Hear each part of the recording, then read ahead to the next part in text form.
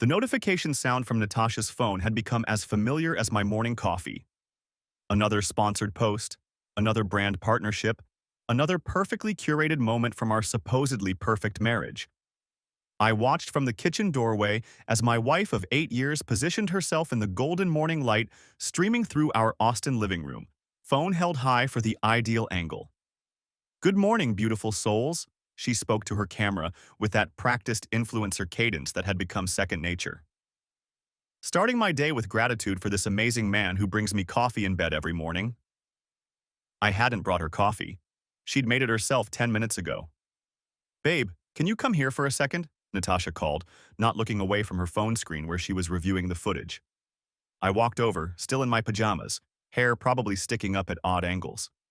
She pulled me into frame, and I forced the smile I'd perfected over the past 2 years since her Instagram account, A Perfect Sterling Life, had exploded from a few hundred followers to over 500,000.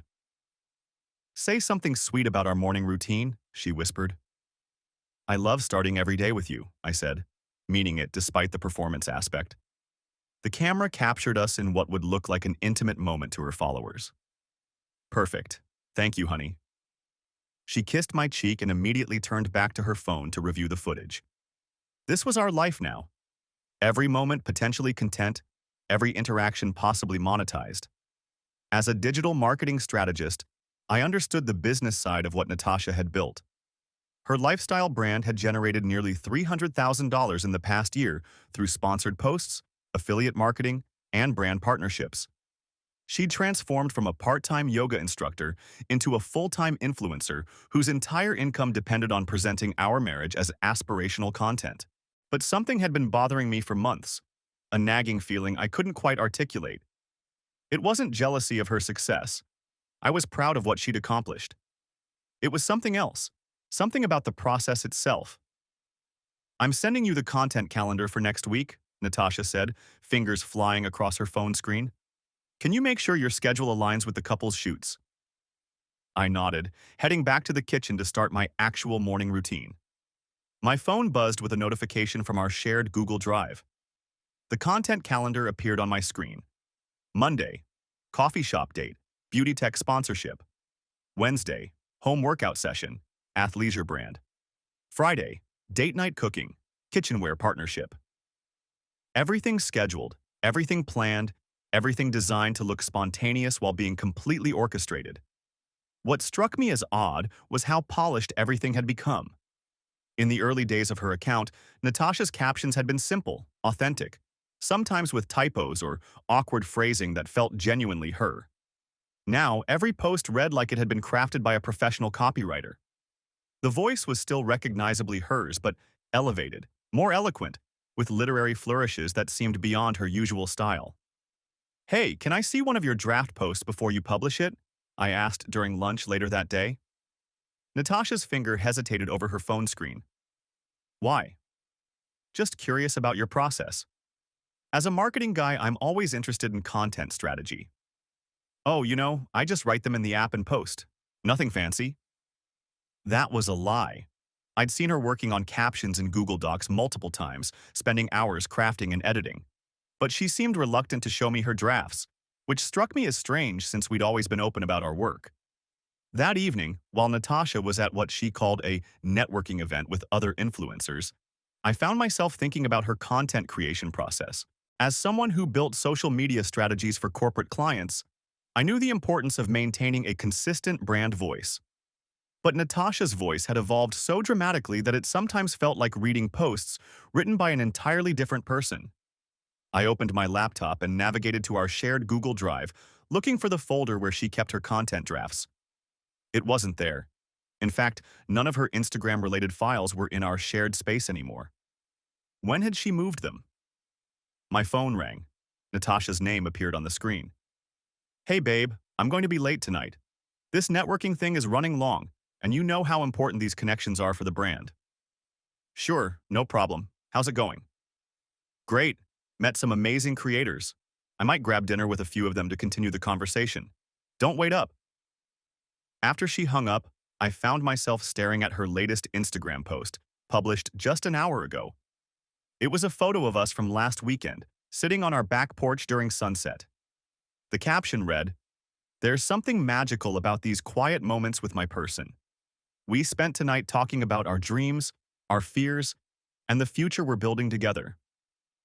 Alex reminded me that the best relationships aren't about grand gestures. They're built in these small, perfect moments when you realize you're exactly where you're supposed to be. Some nights, love feels like coming home to yourself.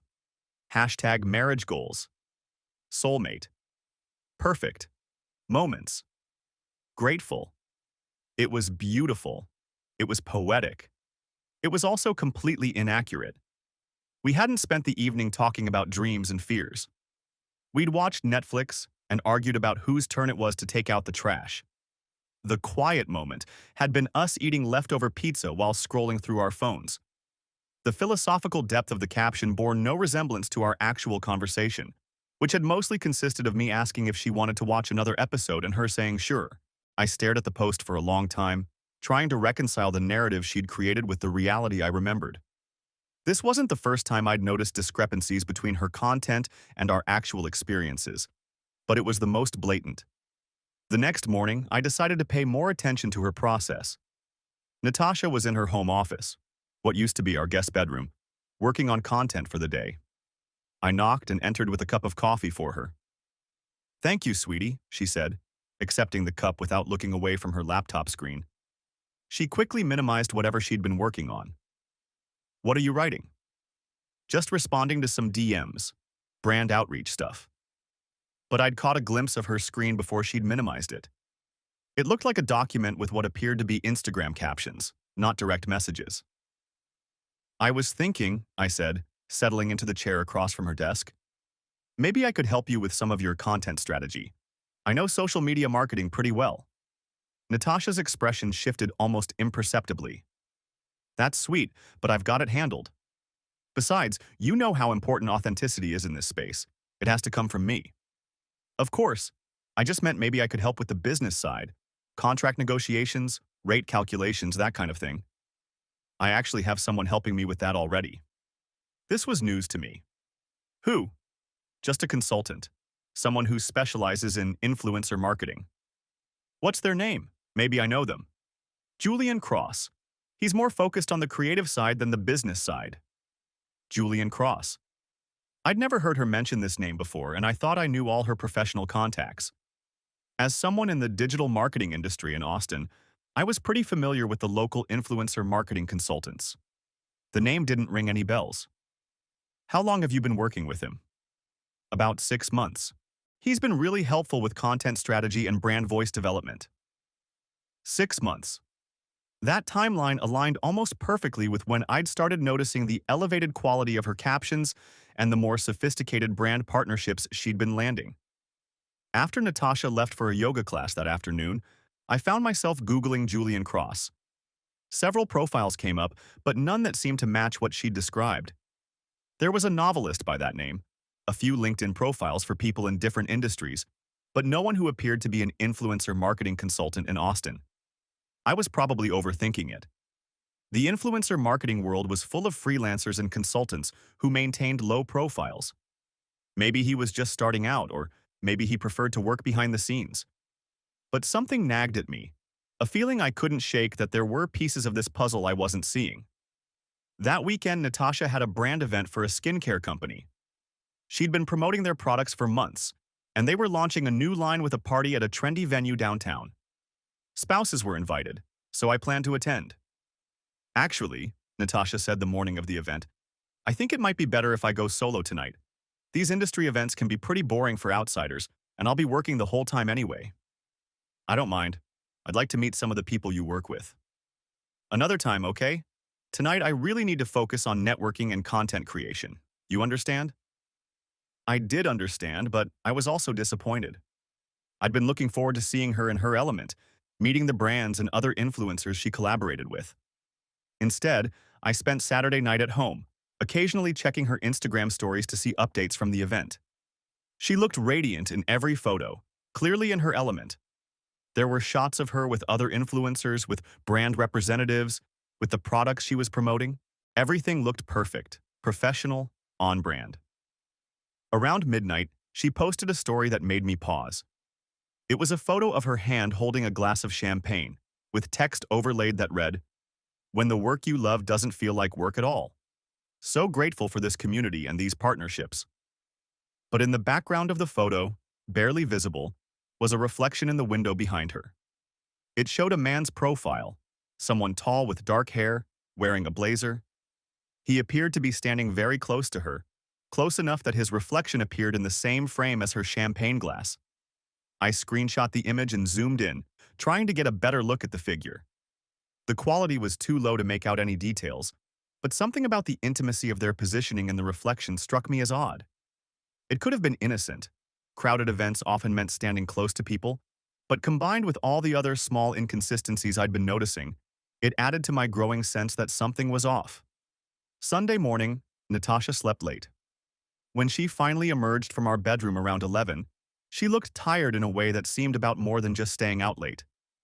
"How was the event?" I asked, handing her a cup of coffee. "Great, really productive. Made some good connections."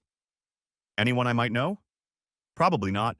Mostly skincare and wellness brands." "Oh, and I met Julian there. It was nice to finally connect in person after working together remotely." Julian Cross, the mysterious consultant she'd mentioned. "What's he like?" "Really smart. Great insights into the industry. He's helped me think about my content in new ways." "I'd love to meet him sometime." Natasha's response came a beat too late. "Sure, maybe sometime when he's not so busy. He travels a lot for work."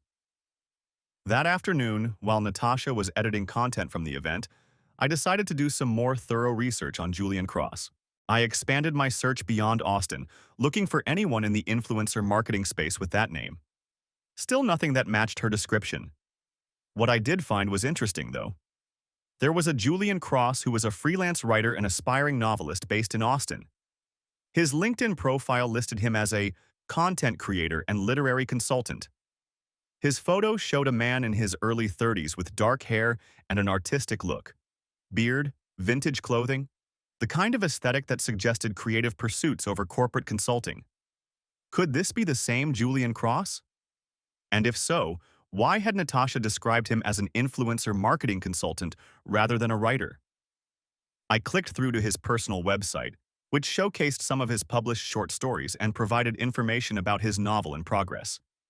His bio mentioned that he also did freelance writing and content creation to support his literary work. There it was. Content creation. A thought began forming, uncomfortable and insistent.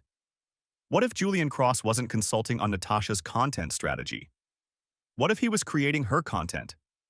The idea seemed absurd at first. Influencer marketing was built on authenticity, on the personal connection between creator and audience. Using a ghostwriter would undermine the entire foundation of what made influencer content valuable. But as I thought about it more, it started to make sense of everything I'd been noticing.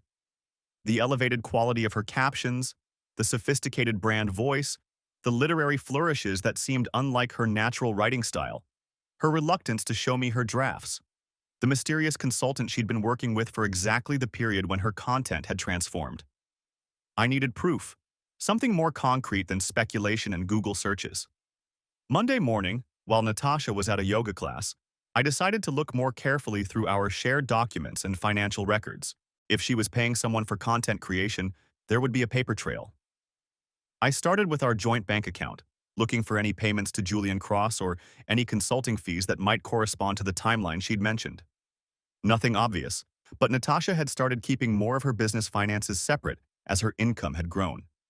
Next, I checked her business bank account, which I had access to since we'd set it up together when she first started monetizing her Instagram. There, in the transaction history from the past 6 months, I found them. Monthly payments of $8,000 to JC Creative Services LLC. $8,000 a month. Nearly $100,000 a year. That was a significant expense, much more than I would have expected for consulting services. I searched for more information about JC Creative Services LLC and found a basic business registration in Texas. The registered agent was Julian Cross with an Austin address. So she was paying him, and paying him well. But for what exactly? I continued digging through her business documents and found a folder I hadn't seen before, labeled Contracts and agreements. Inside was a document that made my stomach drop.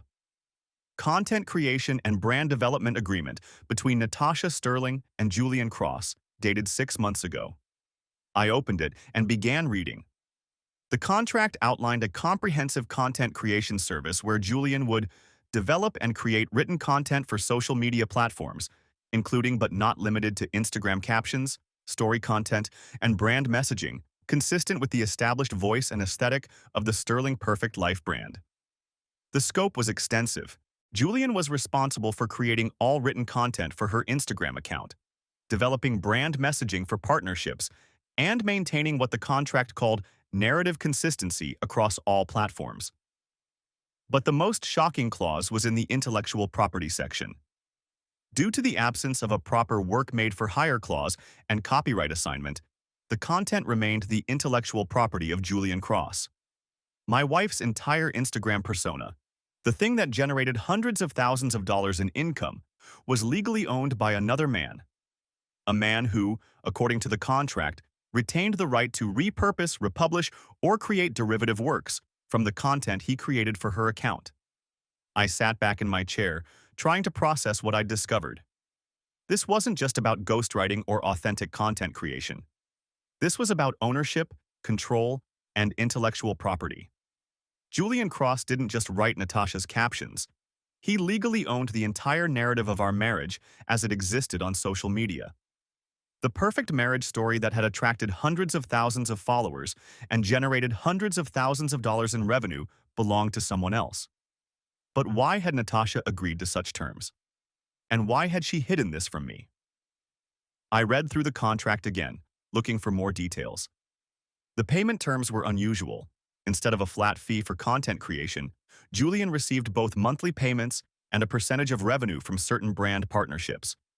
He was essentially a business partner in her influencer enterprise, not just a contractor. Near the end of the document, I found something that made my blood run cold. A clause about creative consultation and collaboration, which included provisions for in-person meetings as needed for content development and brand strategy sessions. In-person meetings. The networking events, the late nights, the mysterious travel schedule Julian apparently maintained. I thought about all the times Natasha had been out late for influencer events or brand meetings. All the times she'd been vague about her schedule or reluctant to have me attend industry functions. The reflection in the window from Saturday night's story suddenly took on new significance. I needed to know more, but I also needed to be careful. If my suspicions were correct, this situation was more complicated than a simple affair. There were business relationships, legal contracts, and financial entanglements that could have serious consequences. I decided to hire a private investigator. Phoenix Gray had been recommended by a lawyer friend as someone who specialized in what she called digital life investigation, cases involving social media, online businesses, and modern relationship complications. Her website described her expertise in influencer fraud, social media deception, and digital asset investigation. Perfect.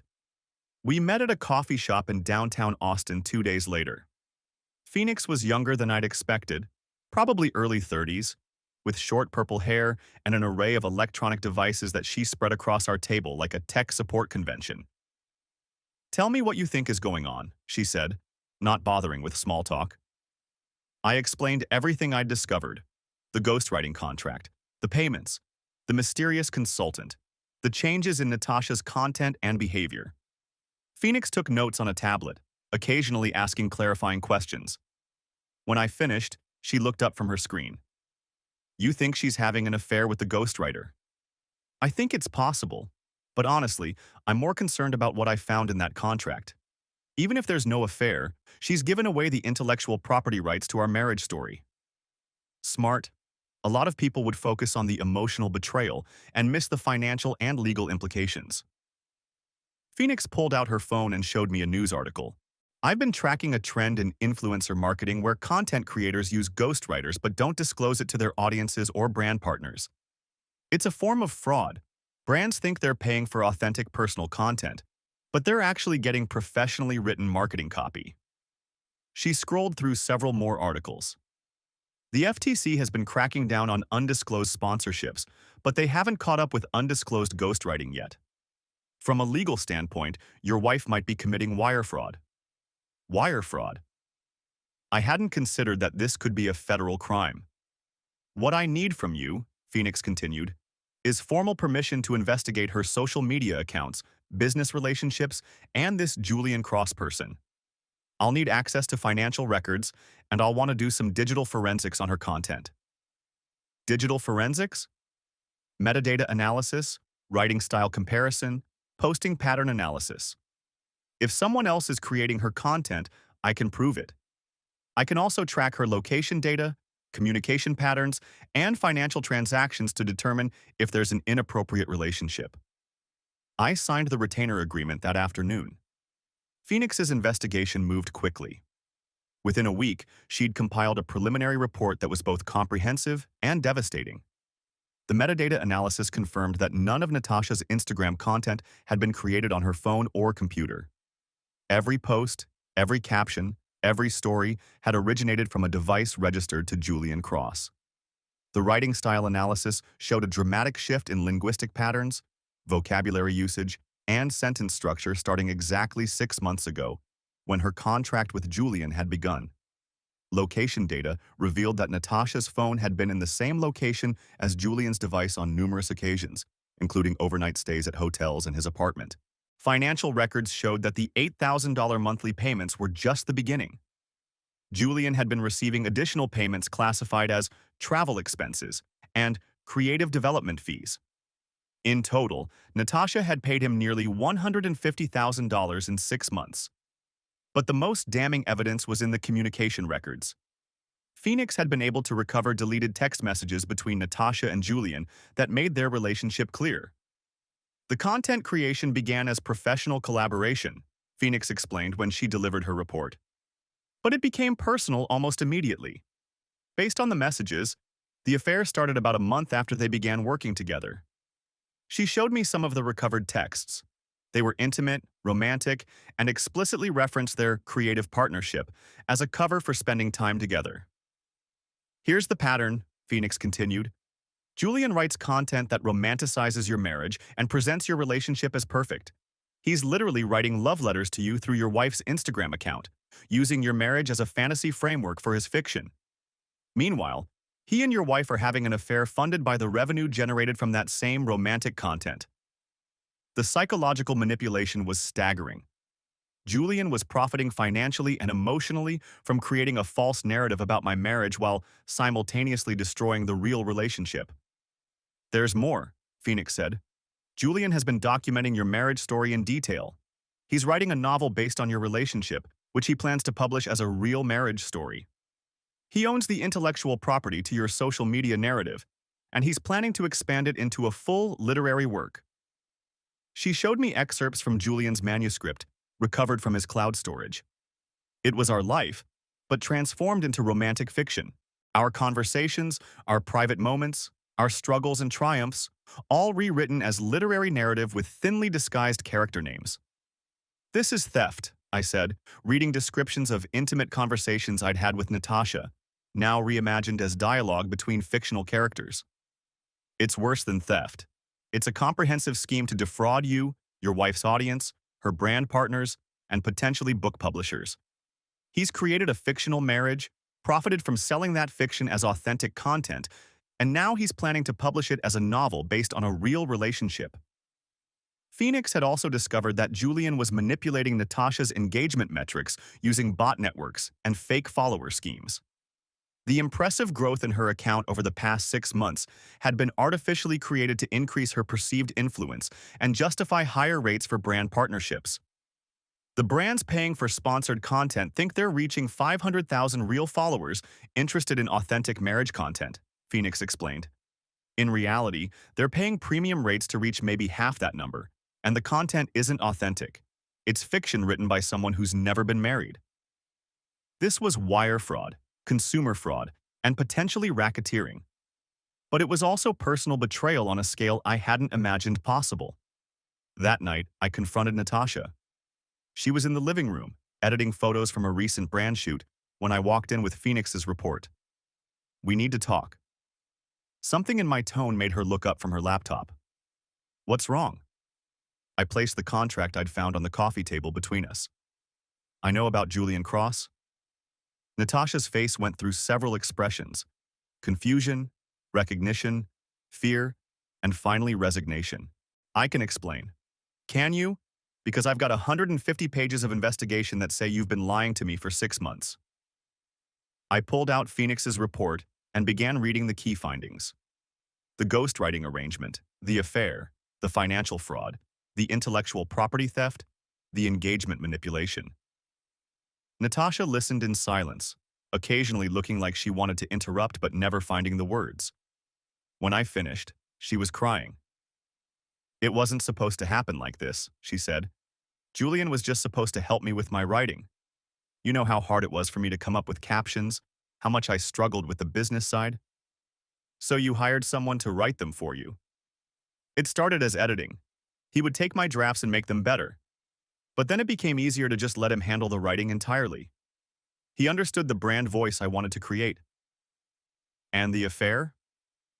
Natasha was quiet for a long time. He understood the creative side of what I was trying to build.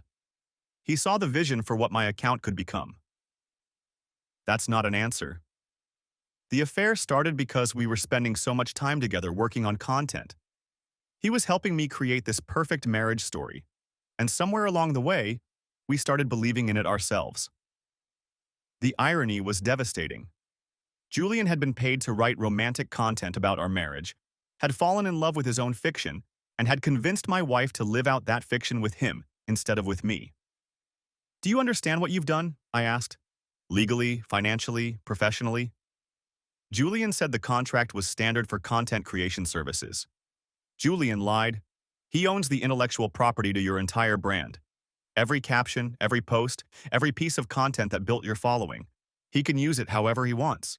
He can license it to other influencers, publish it as a book, or hold it hostage if you try to end the relationship. Natasha looked stricken. That can't be right. It's in the contract you signed. The contract you hid from me. I explained the legal implications Phoenix had outlined. The wire fraud charges they could both face for deceiving brand partners. The consumer fraud for misleading her followers. The potential racketeering charges for operating what was essentially an organized scheme to defraud multiple parties. I never meant for any of this to happen, Natasha said. I just wanted to build something meaningful. You built something, but it belongs to someone else, and now it's going to destroy everything we actually had. The next few days were surreal. Natasha moved out temporarily, staying with a friend while we tried to figure out what came next. I spent my time meeting with lawyers, reviewing financial records, and trying to understand the full scope of the legal exposure we were facing. Attorney Maximilian Blackwood specialized in intellectual property and digital media law. His office walls were covered with awards and recognition from technology companies, and his client list included several major social media platforms. This is one of the most comprehensive social media fraud cases I've seen, he said after reviewing Phoenix's investigation and the ghostwriting contract. Your wife and her partner have created potential liability under federal wire fraud statutes, FTC regulations, state consumer protection laws, and intellectual property law. He walked me through the various legal challenges we were facing. First, the federal issues. Using the mail and electronic communications to deceive brand partners for financial gain constitutes wire fraud. The FTC has specific guidelines about disclosure in influencer marketing. Failing to disclose that content is ghostwritten could be considered deceptive advertising. If the engagement metrics were artificially inflated, that's additional consumer fraud. What about the intellectual property issues? That's where this gets really complicated. Based on the contract your wife signed, Julian Cross owns the copyright to all the content he created for her account. That includes not just the captions, but potentially the entire brand narrative he developed. If he wanted to, he could license that content to other influencers or publish it independently. Can we challenge the contract? Possibly. We could argue that it was fraudulent from the beginning, that Julian misrepresented the terms or failed to provide adequate consideration. But that would require proving that he intended to defraud your wife, which might be difficult since she willingly paid him for months. Blackwood pulled out a legal pad and started sketching out potential strategies. Here's what I think we should do. First, we need to get ahead of the federal investigation. Phoenix's evidence suggests this could become a criminal case, so we want to cooperate fully and position your wife as a victim of manipulation rather than an equal participant in fraud. Is that accurate? Based on what I've seen, Julian Cross was the architect of this scheme. He created the contract terms that gave him ownership of the intellectual property. He developed the engagement manipulation strategies. He initiated the romantic relationship that gave him additional leverage over your wife. She made bad decisions, but he was the sophisticated party who structured the entire arrangement to his benefit. That made sense, but it didn't lessen the betrayal I felt. Second, Blackwood continued, we need to document all the financial damages. The money your wife paid Julian, the revenue lost to artificially inflated engagement, the potential liability to brand partners who were deceived. This is going to be expensive to resolve. How expensive? Julian Cross has been paid nearly $200,000 over the past 6 months. The brand partnerships based on fraudulent engagement could result in additional liability of several $100,000 more. If this becomes a criminal case, there could be restitution requirements and federal penalties. Blackwood leaned back in his chair. But here's the thing.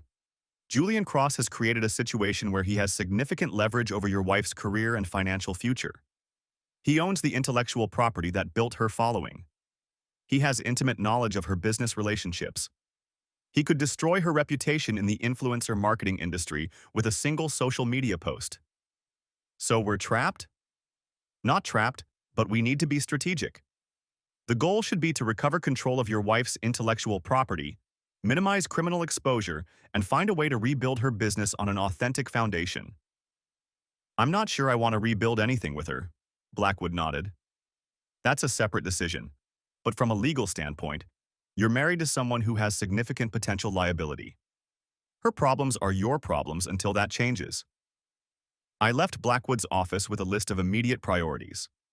Document all financial records, preserve all communications with Julian Cross, prepare for potential federal investigation, and decide whether I wanted to try to save my marriage or protect myself from the legal and financial consequences of Natasha's choices. That evening, I called my brother Marcus, who lived in Denver and worked as a federal prosecutor. You need to assume this is going to become a criminal case, he said, after I explained the situation. Wire fraud, especially involving electronic communications and financial transactions across state lines, is exactly the kind of case federal prosecutors love. It's clear, documented, and involves sympathetic victims, the brands and consumers who were deceived. What should I do? Get the best lawyer you can afford and cooperate fully with any investigation. Don't try to hide anything or protect Natasha from the consequences of her choices. Federal prosecutors have ways of finding information, and they hate discovering that people lied to them. What about the intellectual property issues? That's civil law, which is outside my expertise. But I can tell you that federal prosecutors often coordinate with civil attorneys to recover assets and intellectual property as part of criminal cases. If Julian Cross used wire fraud to acquire ownership of valuable intellectual property, that could be considered proceeds of criminal activity. The next week, things accelerated rapidly. Phoenix's investigation had been thorough enough to attract attention from the Federal Trade Commission. An FTC investigator named Sarah Torres contacted me to schedule an interview about potential violations of advertising disclosure requirements. The FTC takes influencer marketing fraud very seriously, Torres explained when we met. Consumers have a right to know when content is sponsored, and they have a right to expect that influencer content represents the genuine opinions and experiences of the person posting it. She showed me examples of similar cases where the FTC had imposed significant penalties for undisclosed sponsorships and deceptive advertising practices. In your wife's case, we're looking at potential violations on multiple levels. First, the failure to disclose that her content was ghostwritten. Second, the use of artificial engagement metrics to inflate her apparent influence. Third, the false representation of her marriage and lifestyle to promote products and services. What kind of penalties are we looking at? For individuals, FTC violations can result in civil penalties of up to $46,000 per violation. For businesses, the penalties can be much higher. But more importantly, we can issue cease and desist orders that would effectively end her career as an influencer. Torres pulled out a tablet and showed me Natasha's Instagram account. Your wife has posted over 200 sponsored content pieces in the past year. If each of those violated FTC guidelines, the potential penalties could exceed $10 million. $10 million. Even if the actual penalties were a fraction of that amount, it would be financially devastating. However, Torres continued, the FTC is often willing to work with individuals who cooperate fully and take steps to correct deceptive practices. If your wife is willing to make full disclosure to her followers about the ghostwriting arrangement and the artificial engagement, we might be able to negotiate a more reasonable resolution. What would full disclosure look like? A pinned post on her Instagram account explaining that her content had been ghostwritten, that her engagement metrics had been artificially inflated, and that her brand partnerships were based on deceptive practices. She would need to contact all her brand partners to inform them of the deception and offer to return payment for fraudulent sponsored content. That would effectively destroy her influencer career, but it might be the only way to avoid criminal charges and catastrophic financial penalties. 2 days later, FBI agent Lysander Stone called to schedule an interview.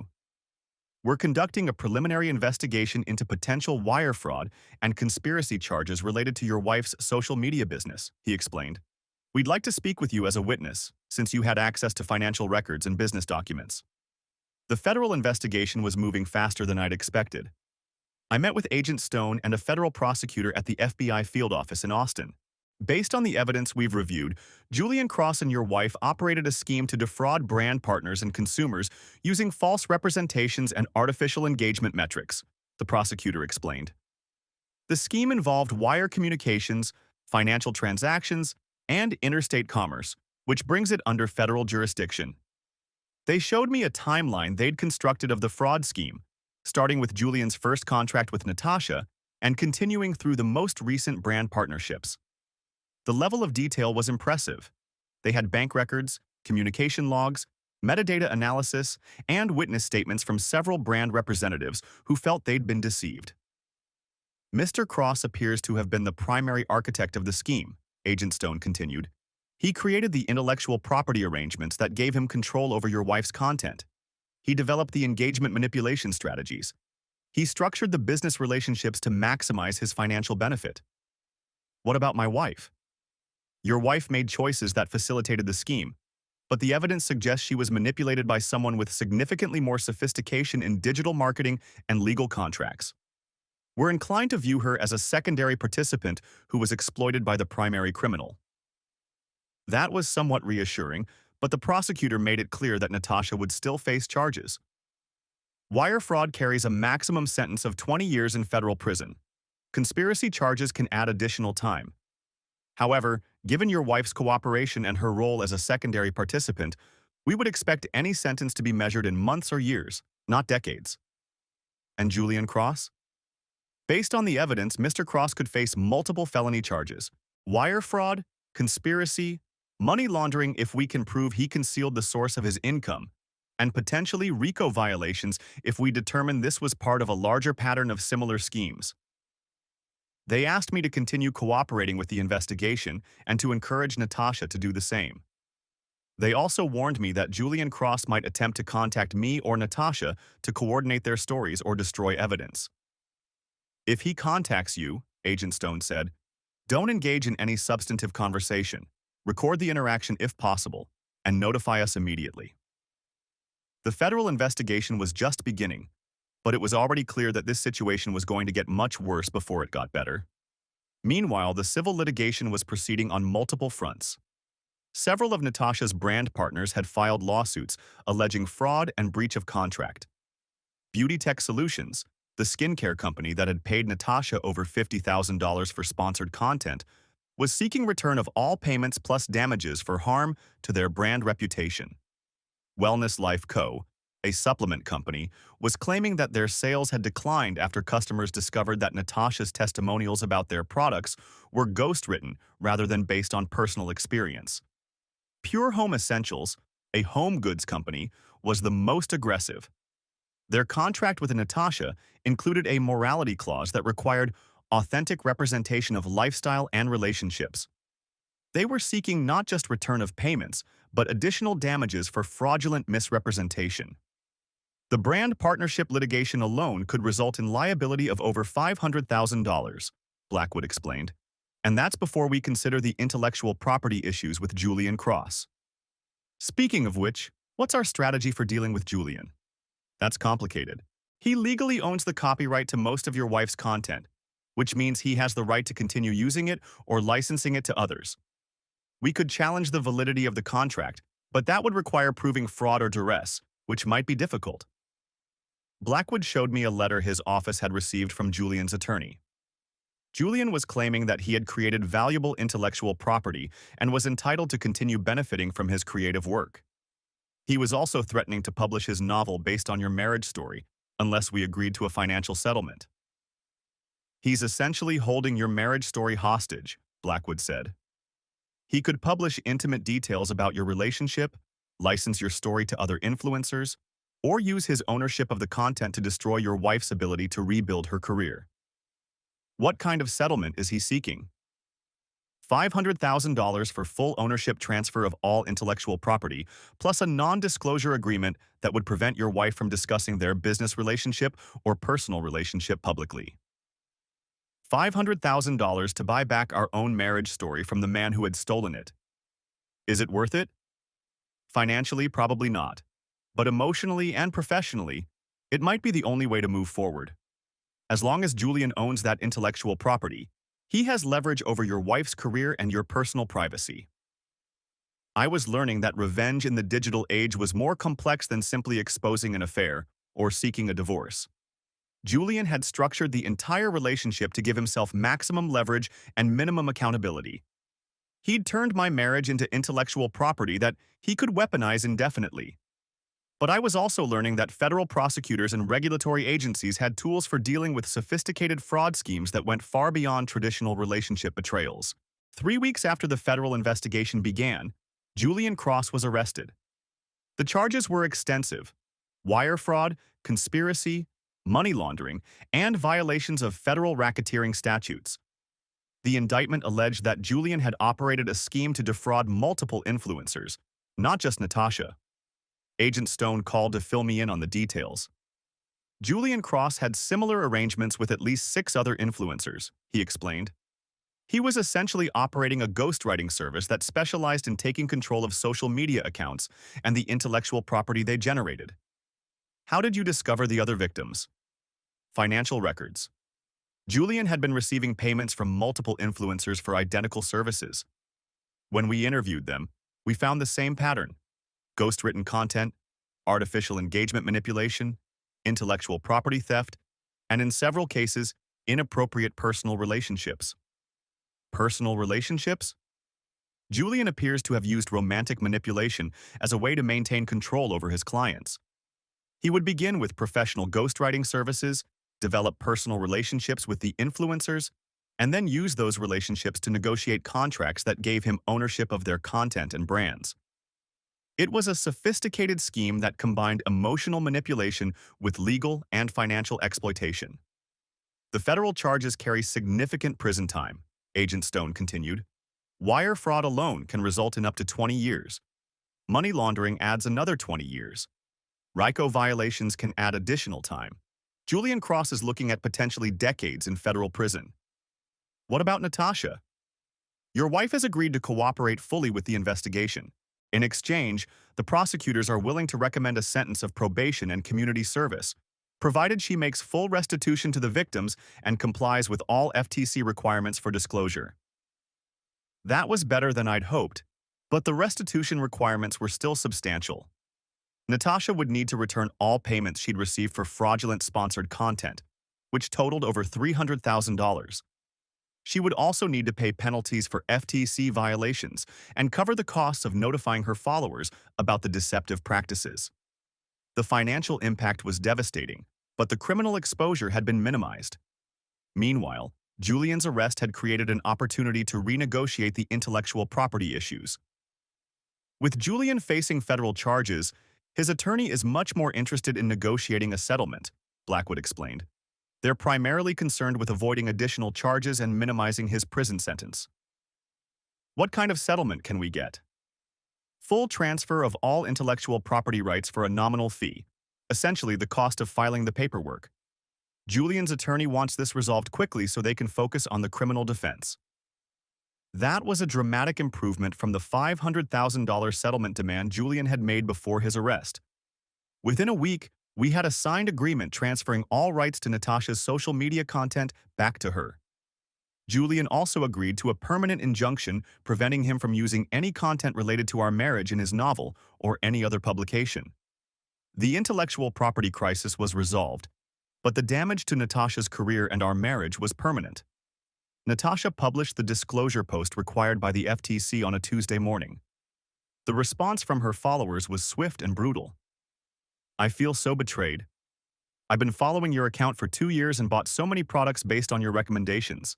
Finding out that everything was fake makes me question every influencer on this platform. This is fraud, plain and simple. You took money from brands and followers based on lies. I hope you face serious consequences. I actually looked up to your marriage and used your relationship as inspiration for my own. Knowing that it was all fiction written by someone else makes me feel like an idiot." The comments went on for thousands of entries, expressing anger, disappointment, and betrayal. Within 24 hours, Natasha had lost over 200,000 followers. Brand partners began posting their own statements distancing themselves from her account. Beauty Tech Solutions issued a press release. "We were deceived by fraudulent representations about the authenticity of sponsored content. We have terminated our relationship with this influencer and will be seeking full restitution for payments made under false pretenses." Wellness Life Comer posted on their own social media. "We expect our brand partners to provide honest testimonials about their experiences with our products. We were not informed that the content we sponsored was ghostwritten and do not consider it to represent genuine customer feedback." The influencer marketing industry moved quickly to distance itself from the scandal. Talent agencies dropped Natasha from their client lists. Brand networks removed her from their databases. Industry conferences disinvited her from speaking engagements. Her career as an influencer was effectively over. But the legal consequences were just beginning. The civil lawsuits from brand partners proceeded despite Julian's arrest. The companies argued that they had been harmed by the fraudulent content and deserved compensation beyond simple return of their payments. Beauty Tech Solutions sought additional damages of $100,000, claiming that the scandal had harmed their brand reputation and reduced sales of the products Natasha had promoted. Wellness Life Co. demanded $50,000 in additional compensation, arguing that customers who had purchased their supplements based on Natasha's fake testimonials were now requesting refunds and posting negative reviews. Pure Home Essentials was the most aggressive, seeking $200,000 in damages and demanding that Natasha personally contact every customer who had purchased their products through her affiliate links to inform them about the deceptive content. The total civil liability could exceed $600,000, Blackwood warned. And that's assuming we can settle the cases rather than going to trial, where the damages could be even higher. How can we pay that? We'll need to liquidate assets. Your house, Natasha's business accounts, any investments or retirement funds. It's going to be financially devastating. The federal restitution requirements added another layer of complexity. Natasha was required to return all payments from fraudulent sponsored content, which totaled over $400,000. She also had to pay FTC penalties of $50,000 and cover the costs of an independent audit of her social media accounts to verify compliance with disclosure requirements. In total, the financial impact exceeded $1 million. We put our house on the market and began the process of liquidating our assets. The home we'd bought together 5 years earlier, the place where we'd planned to start a family, was sold to pay for the consequences of Natasha's betrayal and Julian's fraud. Our savings accounts were emptied. Our retirement funds were cashed out, with significant tax penalties.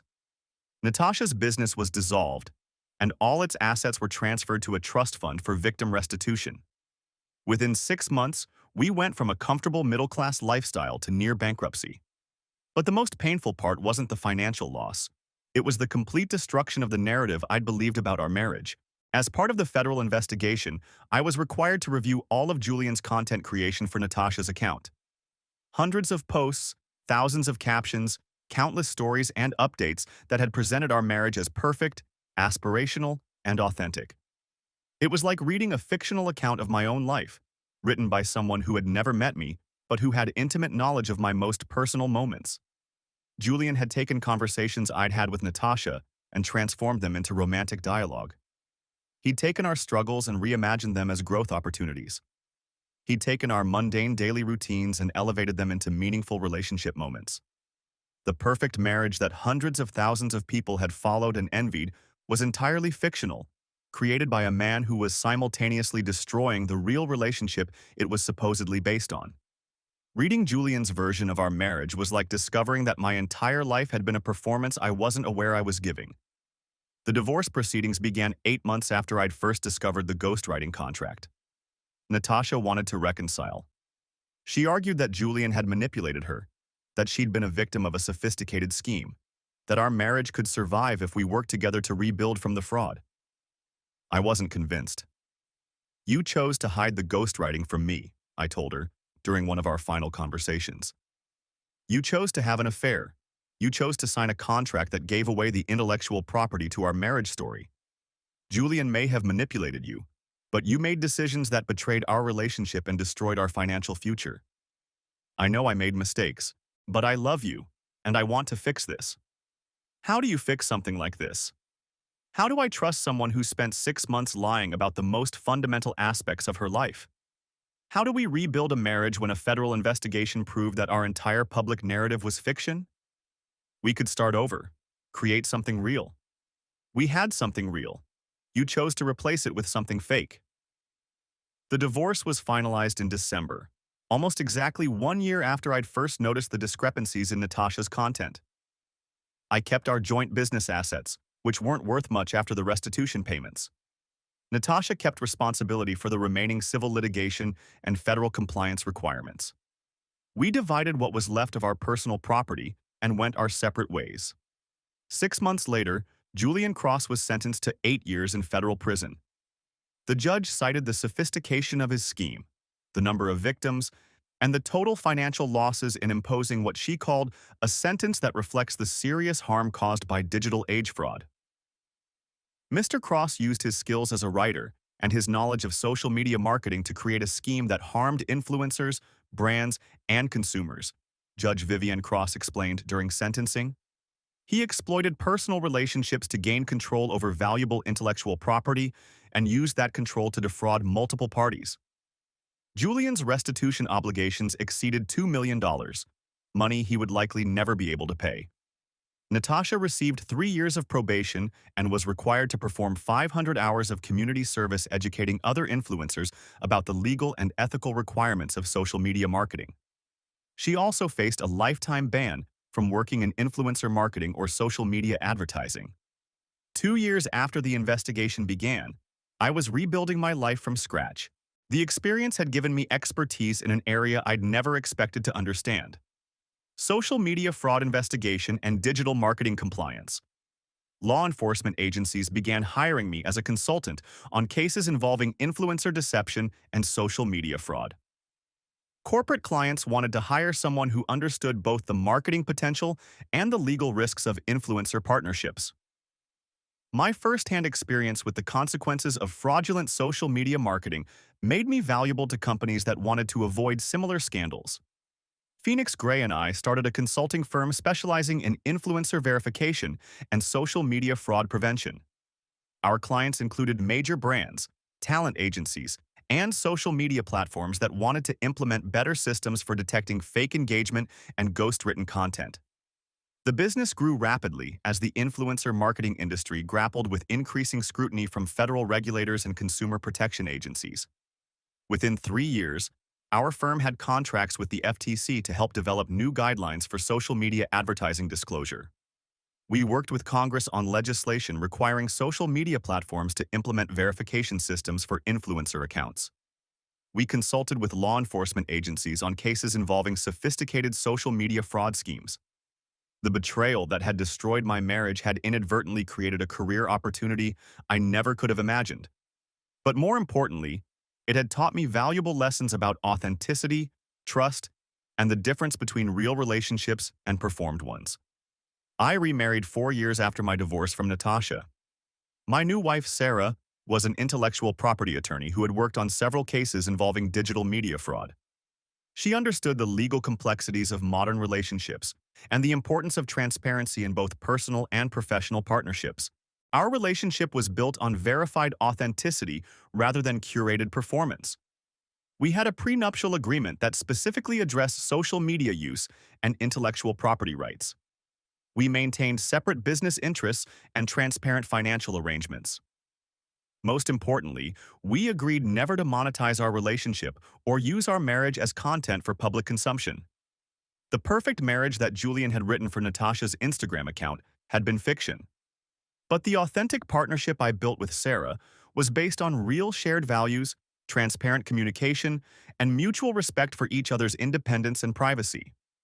Sometimes I wondered what would have happened if I hadn't discovered Julian's contract, if I had remained unaware of the ghostwriting arrangement and the affair. Would Natasha's influencer career have continued to grow? Would Julian have eventually published his novel based on our marriage?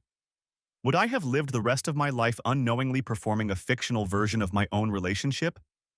The digital age had created new forms of betrayal and new opportunities for fraud, but it had also created new tools for investigation and accountability. Phoenix's digital forensics had revealed the truth that would have remained hidden in previous generations. Federal prosecutors had tools for addressing sophisticated schemes that crossed state lines and involved multiple victims. The legal system had adapted to address crimes that didn't exist 20 years earlier. 5 years after Julian's sentencing, I received a letter from him in federal prison. He was seeking permission to publish a memoir about his experience as a social media ghostwriter, arguing that he had served his time and deserved the opportunity to tell his side of the story. The letter was forwarded to me because of the intellectual property settlement agreement we'd signed, which gave me some control over how he could use material related to my marriage. I consulted with Sarah, who had become an expert in digital media law, about the best way to respond. Legally, he can probably publish a memoir about his general experience, she explained, but the settlement agreement prevents him from using specific details about your marriage or identifying you by name. What if he uses pseudonyms or changes identifying details? That gets more complicated. If the content is sufficiently transformed, it might not violate the settlement. But if readers could reasonably identify you and Natasha despite the changes, we could argue that it breaches the agreement. I decided to deny permission for any use of material related to my marriage, even in fictionalized form. Julian's memoir was eventually published, but with significant restrictions. He could discuss the general experience of being a social media ghostwriter and the legal consequences of his fraud scheme, but he couldn't include any details that would allow readers to identify his specific victims. The book received minimal attention and poor sales. Without the authentic relationship details that had made his original scheme compelling, Julian's writing was revealed to be mediocre fiction rather than engaging narrative. His literary career, like his ghostwriting enterprise, was permanently destroyed by the consequences of his fraud.